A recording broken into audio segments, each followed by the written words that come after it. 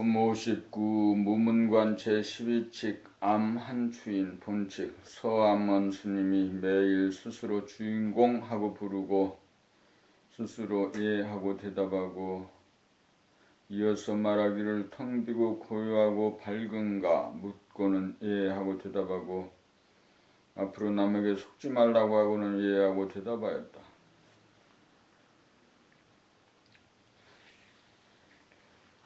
무량억급 세월 동안 육체의 주인인 정신을 잃어먹고 살다가 어찌 다행히 금생에 와서 공부하여 보물 중에 보물인 정신을 깨달았으니 잠시라도 보물을 잃어버리지 않기 위하여 깨닫고 난 뒤의 수행으로서 보림 공부를 하는 모습입니다.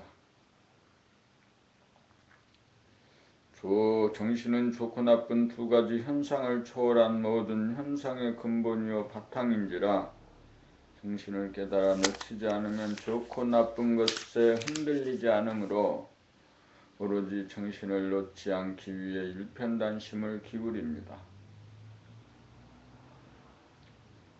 그리하여 어떤 경계를 만나도 흔들리지 않는 경지가 될 때까지 늘보무 생활은 계속되어야 합니다.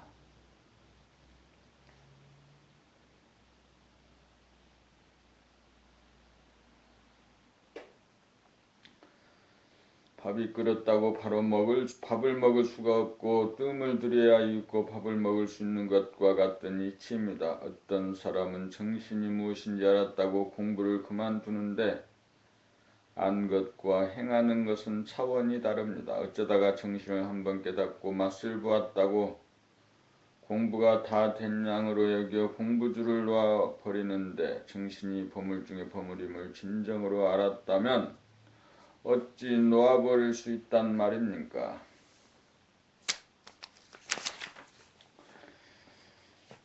놓아버린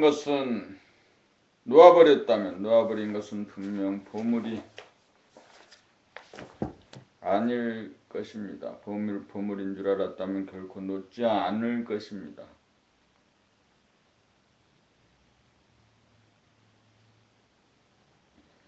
봄60 정신은 여여부동합니다. 정신이란 허공성이요 진공성입니다. 물질 현상으로서 존재하는 허공이나 진공을 말하는 것이 아니고 본질로 존재하는 영성을 말합니다.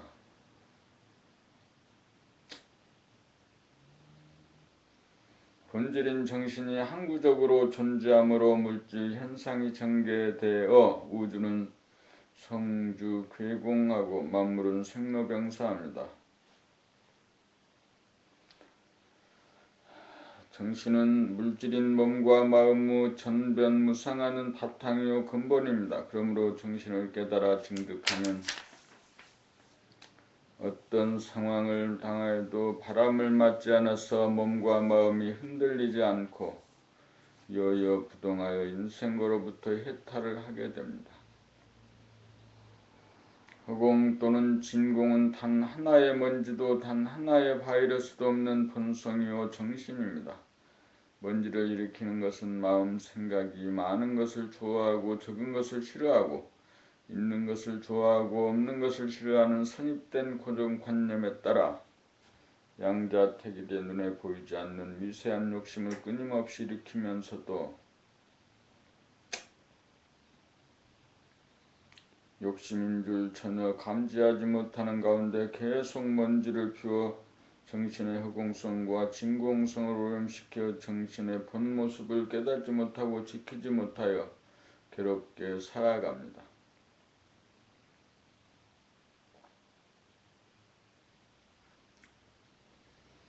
또한 얼굴의 표정이 흔들려 일그러지고 찡그려지고 굳어지고 누워져 본 얼굴을 보존하지 못하여 보는 사람들에게 악성 바이러스를 퍼뜨리는 줄도 모르는 가운데 퍼뜨리니 죄를 짓는 줄도 모르고 죄를 짓고 있습니다.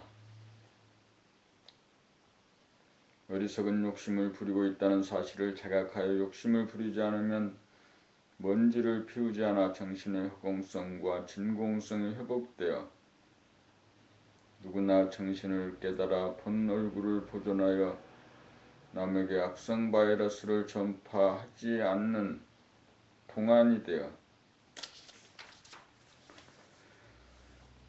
보기만 해도 좋고 또 보고 싶은 아기의 얼굴, 일찍 잃어버리고 살았던 자기의 본 모습을 되찾을 수 있습니다. 구름먼지 사이로 열린 하늘 한 조각을 보고 깨달았다고 생각하면 안 됩니다. 감각이 활짝 열려 무한대한 하늘 전체를 보고 감지하여야 하고, 보이는 자와 보이는 하늘 사이에 간격이 없어져 하늘에 올라 하늘에 앉아야 정신을 증득한 것입니다. 정신을 증득하여야 일체처 일체시에 여여부동하여 정신을 차렸다고 할 것입니다. 정신을 차리면 욕심이라는 먼지를 일으키지 않아 분승을 부전하고 표정이나 말로 바이러스를 전파하지 않고 하늘처럼 만물을 품어주고 햇님처럼 주위의 빛과 에너지를 선사합니다.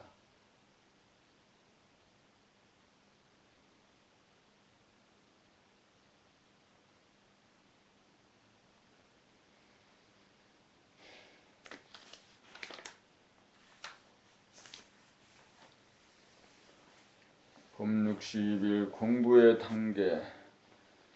공부의 첫 단계에서는 생각의 이원성으로 앞생각과 뒷생각이 서로 다투고 싸우는 단계를 지나 그러한 생각을 보고 감각하고 알아차려 감각이 생각을 이겨 큰 싸움이 그치고 고요한 침묵이 정착되는 단계를 거쳐 희미하게나마 멀리서 정신이 텅 비고 화나다는 것을 보고 아는 단계가 된 다음 마음이 텅 빈 시간이 늘어갈수록 집착이 떨어져 나가 친구들에 대한 집착심이 떨어지고 부모, 형제, 자매, 배우자, 자식 등 혈육에 대한 애착심이 텅 비어 끌리지 않게 되어야 모든 사람들을 대함에 있어 원근 친소가 없는 평등심으로 대하게 됩니다. 이렇게 된 경지를 일러 출가의 경지라고 합니다.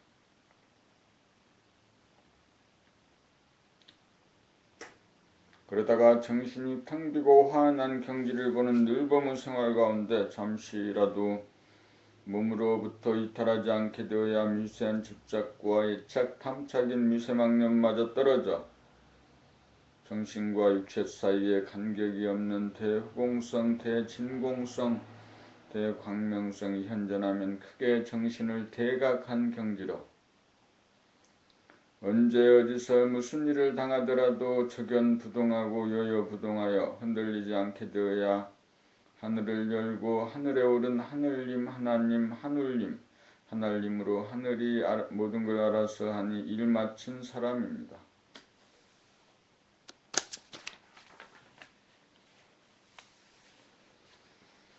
공부의 목적은 싸우지 않고 빠지지 않고 흔들리지 않고 편안하게 사는 데 있고 편안함은 여여부동, 적연부동이 될 때 이루어집니다.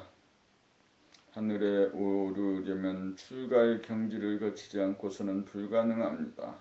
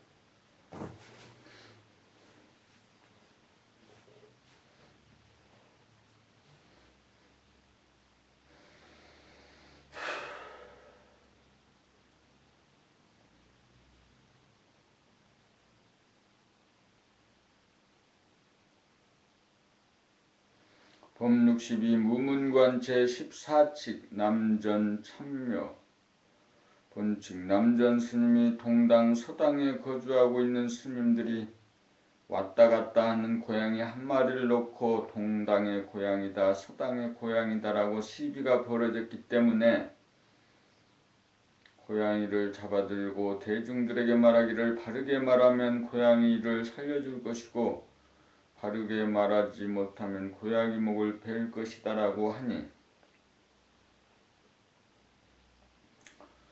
대중들이 아무도 대꾸하는 사람이 없었으므로 스님은 고양이 목을 잘랐습니다. 출타했던 수제자 조주가 돌아오자 남전 스님을 오늘 있었던 일을 그대로 이야기하니 조주는 신발을 머리에 이고 아무 말 없이 밖으로 나갔습니다.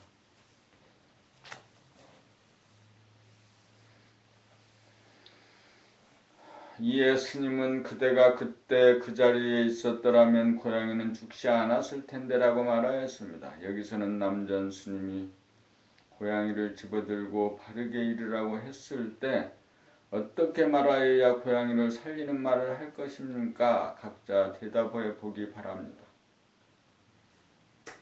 대답이 나오지 않는다면 조주가 신발을 머리에 이고 나간 속내를 간파하여야 대답이 나올 것입니다. 아기들은 넘어지면 넘어진 땅을 나무라지 자기가 잘못이라는 점을 알지 못하듯 생각의 모드에서는 어른이나 아기나 마찬가지입니다. 자기가 잘못하고도 자기의 잘못인 줄 몰라 남이나 환경 탓으로 돌리기 일쑤이면서도 죽는 날까지 깨닫지 못하여 반복하여 깨닫지 못하는 곰탱이들입니다. 감각의 모드에서는 남의 탓으로 돌리지 않고 자기가 책임을 집니다. 선지식인 남전 스님이 마치 아기와 흡사한 생각 모드로 운행을 하는 것이 눈에 들어옵니까? 센스가 있고 통박이 있고 감각이 열린 사람은 위기사태를 맞아 즉각 사물의 핵심을 파악하여 임기응변하지만 생각 위주로 사는 생각 모드의 사람은 꽉 막혀 어쩔 줄 모릅니다.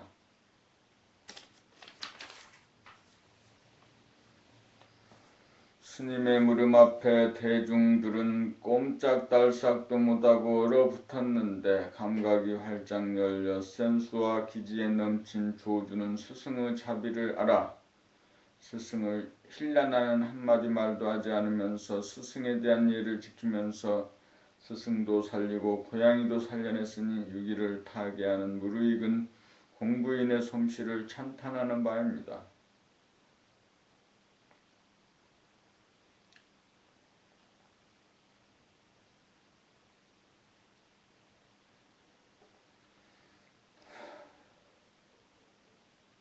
봄 63 무문관 제15칙 동산 3돈 본칙 운문스님에게 동산이 찾아뵌 자리에서 운문스님이 동산에게 묻기를 어느 곳에서 왔는고 동산이 대답하기를 사도에서 왔습니다.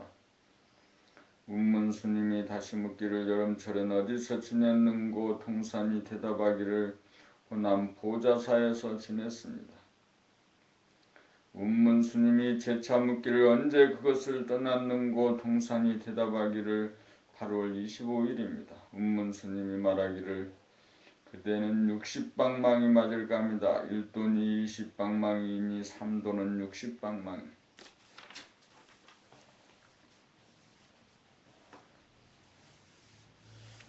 이튿날 동산이 운문스님을 찾아뵙고 말하기를 어제 스님께서 60방망이 맞을 감이라고 하셨는데 어디가 잘못된 것인지 모르겠습니다라고 하였다. 운문스님이 말하기를 이 밥통아 강서 호남하고 어디로 돌아다닌단 말인가. 이에 동산이 크게 깨달았다.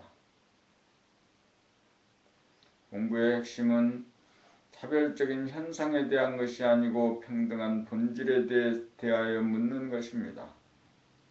현실은 시간적, 공간적으로 그 모습과 이름이 다르지만 본질로 보면 바탕인지라 시공을 초월하여 한 이름도 없고 한 글자도 없어 다름이 없어서 하나이고 그 하나라는 것도 없어 텅 비어 시간적으로나 공간적으로 다르지 않습니다.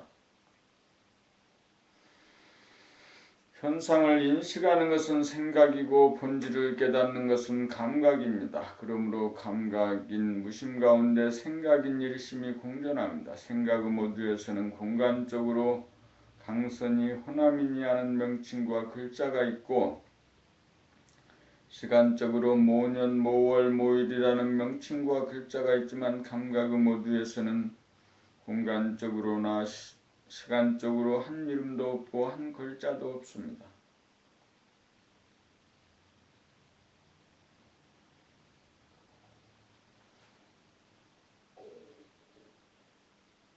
본질의 나는 어렸을 적이나 나이가 들었을 때나 집에 있을 때나 회사에 나갔을 때나 조금도 변하지 않습니다.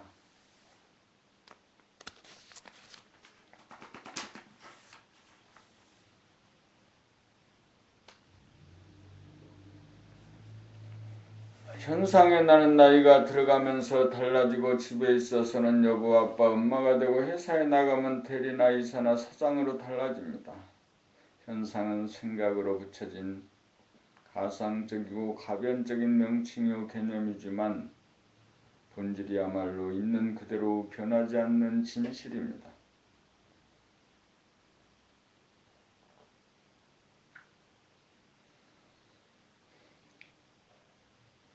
법64 무문관 제16칙 종성 7조 본칙 운문스님이 묻기를 세계가 이렇게 광활한데 무엇 때문에 종소리 나는데 옷 스님들이 입는 7조 가사를 입는고.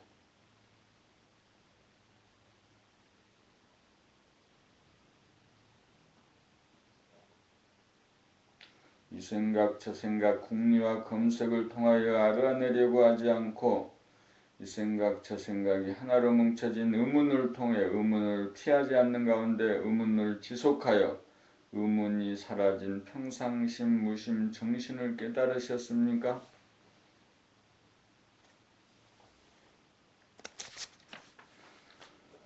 감각을 활짝 열어 한 생각 의문마저 사라져 끝간데 없이 펼쳐진 무한성, 영원성, 광명성, 본질 정신을 깨달으셨나요? 그것을 깨달았다면 분명 현상적이고 종소리를 듣고 옷을 입었건만 본질적으로는 종소리를 듣고 옷을 입은 흔적 자체가 없을 것입니다.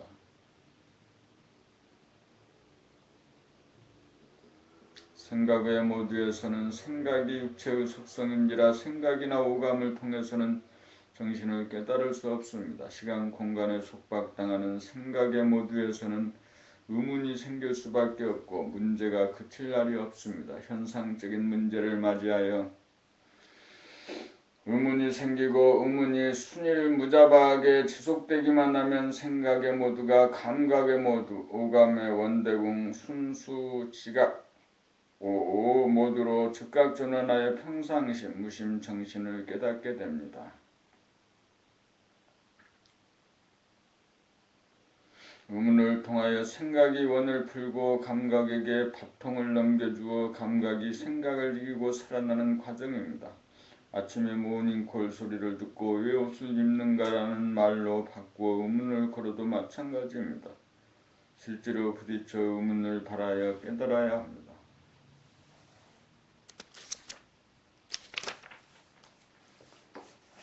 생각으로 이거다 어떤 결론을 내렸다고 하여도 그것은 현상인지라 변화의 물결에 휩쓸려 잊혀지고 말 것입니다.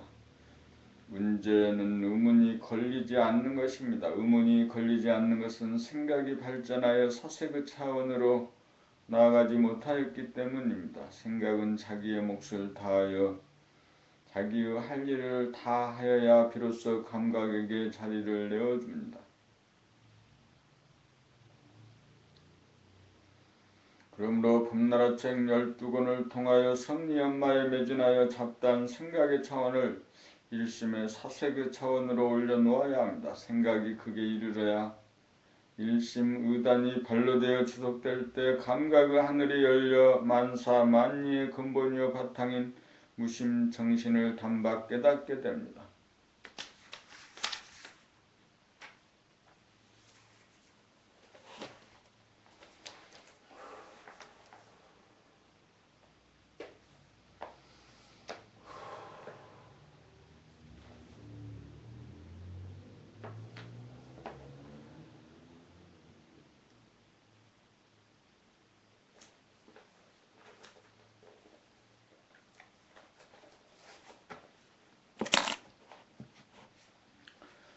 생각의 모드.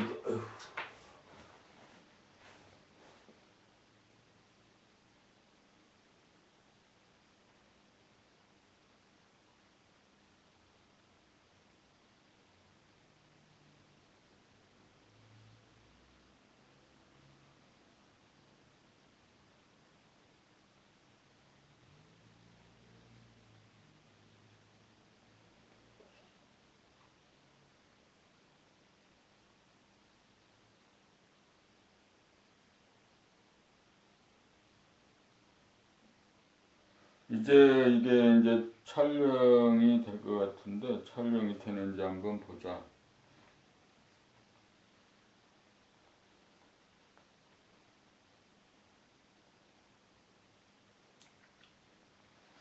생각에 오,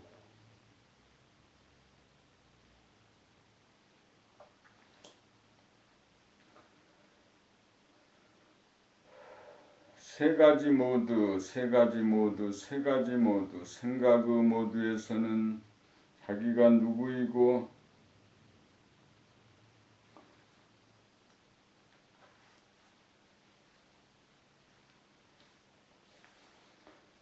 우주가 무엇이고 삶이 무엇인지 정신이 무엇인지 어디서 왔다가 어디로 가는지 캄캄한 무명인지라 오직 관심이 먹고 살기 위해 제 생명력만 추구하는 이원적인 영적인 수준으로 전해보는 생각 위주로 사는 물성의 단계입니다. 여기에서는 저 사람이 어떤 사람인지 감각하고 직관할 수 있는 일심, 감각의 힘이 부족하여 생각으로 진짜인가 가짜인가 하고 두 갈래로 벌어져 선악을 따지고 분석하면서 의심하고 갈등하면서 괴로움에 빠져 허덕입니다.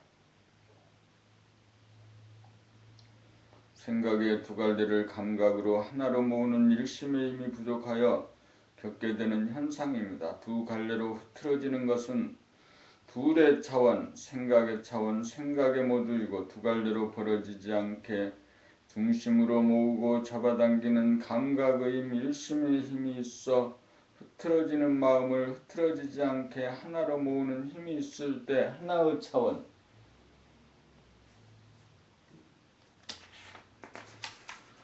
감각의 차원, 감각의 모두이고 지속적으로 일심의 작용이 이루어져 생각이 텅 빈 가운데 감각이 활짝 열려 화나면 제로의 차원, 정신의 모두입니다.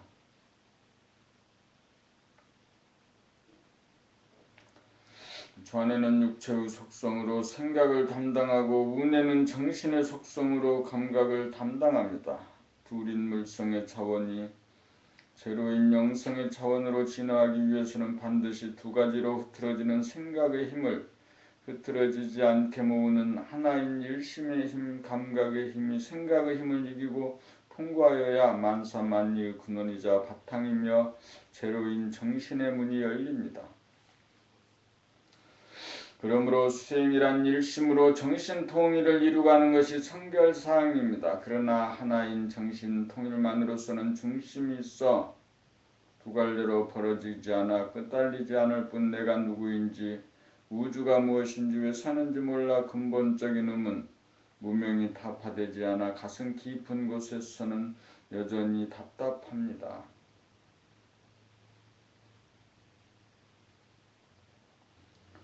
둘이 하나가 되고 하나이면서 제로인 정신을 깨달아야 진정한 깨달음입니다. 일심을 양성하는 방법은 주인인 정신이 도구인 육체를 거느리고 다스리고 부리고 쓰는지라 정신의 속성인 감각으로 육체의 동정, 호흡이나 맥박, 생각이나 언어, 행동을 항상 감지하면서 살면 생각이 흐트러지지 않게 되어 자연스럽게 일심이 이루어지면서 무심인 정신을 깨닫게 됩니다. 깨달음에 이르는 길은 감각 개발을 통해 일심의 힘을 양성하는 것입니다. 이 길이야말로 언제 어디서나 마음만 먹으면 누구나 행할 수 있는 크고 바른 길입니다.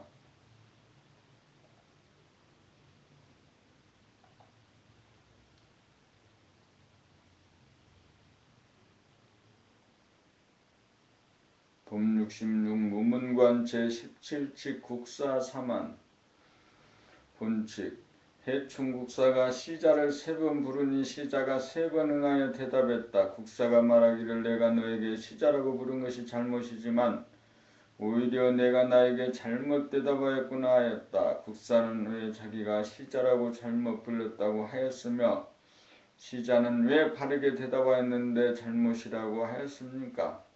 국사가 물어 깨닫게 하려는 것은 현상의 자기, 육체의 자기가 아닌 본연의 자기, 정신의 자기입니다.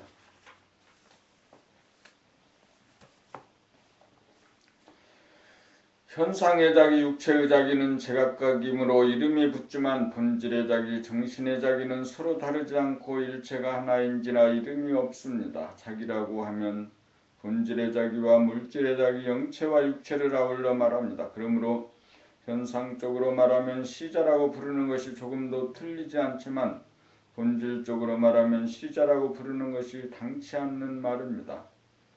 시자가 본연의 자기를 깨달은 사람이라면 첫 번째 부를 때 묵묵부답으로 응한 다음 다시 물을 때 예 하고 대답했을 것입니다. 그러나 시자야 하고 부르고 예 하고 대답하는 것은 조금도 잘못이 없습니다. 시자야 하고 부를 때 텅 비고 환한 바탕에서 행하고 예 하고 대답할 때 텅 비고 환한 바탕에서 행한다면 침묵과 소리가 본질과 현상이 하나로 조화롭습니다.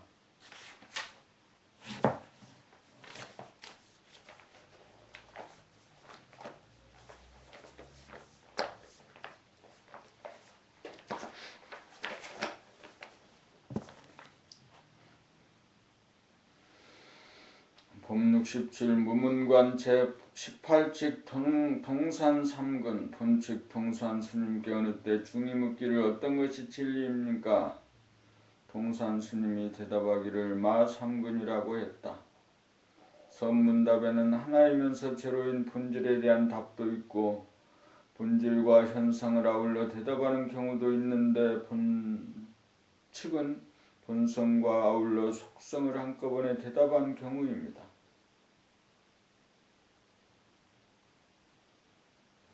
오직 마상근 석자만 일심으로 감각하면 일심이 무심으로 돌아갑니다. 이것이 영성으로서 물성인 시간 공간을 초월했을 때이고 초월을 하였으면 그 자리에 머물러 있는 것이 아니라 모양과 색깔과 소리와 부피와 무게가 있는 구체적인 물성, 현상으로 완연하게 나타나기 마련입니다. 진리란 본체만이 진리가 아니라 바탕과 더불어 존재하는 구체적인 현상이 체와 용으로 영성과 물성이 하나로 조화롭습니다. 그러므로 진리에 대한 답으로서는 마 3근이야말로 진리와 체와 용을 간단 명료하게 설파한 것입니다. 이제 아셨습니까?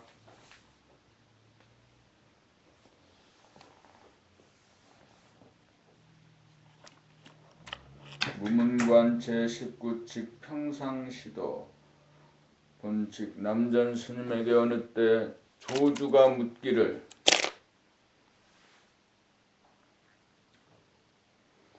도란 무엇입니까? 남전 스님이 대답하기를 평상심이 도라고 하였다. 조주 말하기를 어떻게 이해해야 합니까? 남전이 말하기를 생각으로 알려고 하면 이해할 수 없다. 조주가 말하기를 알려고 하지 않으면 이해가 됩니까? 남전이 말하기를 도는 생각으로 아는 데 속하지도 않고 생각으로 모르는 데 속하지 않는다. 생각으로 알려고 하면 감각을 놓치고 생각으로 모른다는 것은 멍청합니다.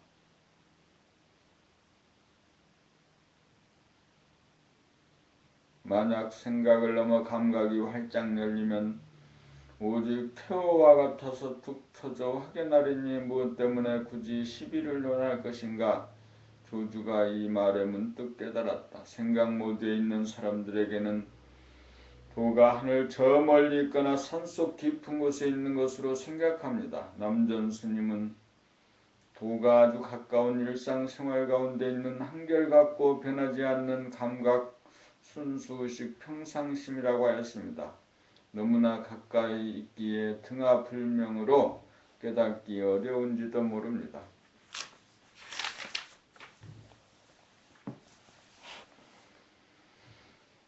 정신이 없는 사람은 없고 정신이 평상심이므로 언제 어디서나 깨달을 수 있습니다. 정신의 속성은 감각이고 육체의 속성은 생각이므로 정신을 깨달으려면 생각에게 억눌린 생각을 하나로 모아 감각을 활짝 열어야 합니다. 정신을 체라고 하면 육체는 용으로 구분할 수 있으나 체와 용이 따로 존재하는 것이 아니라 체 가운데 용 가운데 체가 동시에 존재하는 것을 일러 평상심이라고 부른 것입니다. 우리는 정신만으로 살 수 없고 육체만으로도 살 수 없습니다. 정신이 주가 될 육체를 부리고 쓰는 도리를 한마디로 평상심이라고 부른 것입니다.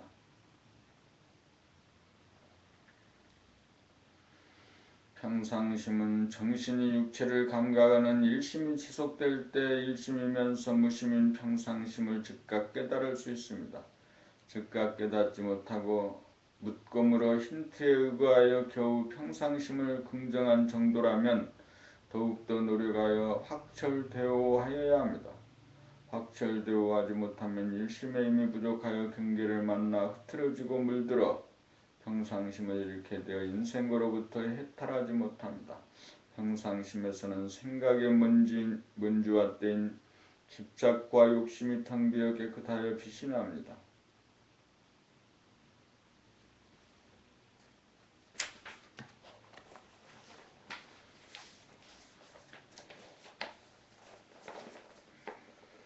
마루에 앉은 때와 먼지를 깨끗이 닦으면 마루가 환하게 빛이 나는 것과 같은 이치입니다. 구는 알고 보면 특별한 것이거나 기이한 것이 아니고 누구에게나 존재하는 아무것도 아닌 평상심입니다. 모르는 사람은 평상심을 만나면 심심하다고 느끼고 아는 사람은 한가하고 여유만만하여 편안함을 느낍니다. 생각의 모두냐 감각의 모두냐의 문제입니다.